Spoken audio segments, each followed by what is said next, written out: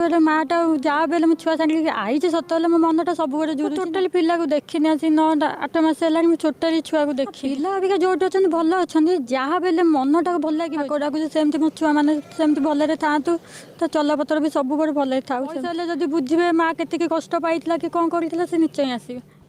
ଶୁଣ ସନ୍ଧ୍ୟାରାଣୀ, ତମ ଛୁଆମାନେ ବଡ଼ ହେଲେ ତମ ଦୁଃଖ କାହିଁକି ବୁଝିବେ? ଯଦି ତମେ ଗୋଟିଏ ଛୁଆକୁ ନିଜ ପାଖରେ ରଖି ମଣିଷ କରିଥାନ୍ତ ନା। ନିଜେ କହୁଥିଲ କି ମୁଁ ବାସନ ମାଜି ପେଟ ପୋଷୁଛି। ଯଦି ସେଇ ବାସନ ମାଜି ଗୋଟେ ଛୁଆକୁ ପାଠ ପଢ଼େଇ ତମେ ବଡ଼ ମଣିଷ କରିଥାନ୍ତ, ତାହେଲେ ସେ ତମ ଦୁଃଖ ନିଶ୍ଚିନ୍ତ ବୁଝିଥାନ୍ତା ଆଗକୁ। ତମେ ଗୋଟେ ଭଲ ମା ହେଇପାରିବନି, କାରଣ ମା ହବ ତ ଏମିତି ହୁଅ, ଯିଏକି ନିଜ ଛୁଆକୁ ବଞ୍ଚେଇବା ପାଇଁ ଲାଇଫ୍ ଜ୍ୟାକେଟ୍ ପିନ୍ଧିକି ବି ନିଜ ଛୁଆକୁ କୁଣ୍ଢେଇକି ଧରିଛି, ଯେମିତି ତାର କିଛି ବି ନ ହୁଏ। ଏ ହେଉଛି କଳିଯୁଗର ମା। ଦେଖ ଏ ଫଟୋକୁ। ଗୋଟିଏ ମା ତା ଛୁଆକୁ ବଞ୍ଚେଇବା ପାଇଁ କେମିତି ପାଣିରେ ସଂଘର୍ଷ କରି କରି ଶେଷରେ ତାର ଜୀବନ ଚାଲିଗଲା। ନା ସେ ନିଜେ ବଞ୍ଚି ପାରିଲା, ନା ତା ଛୁଆକୁ ବଞ୍ଚେଇ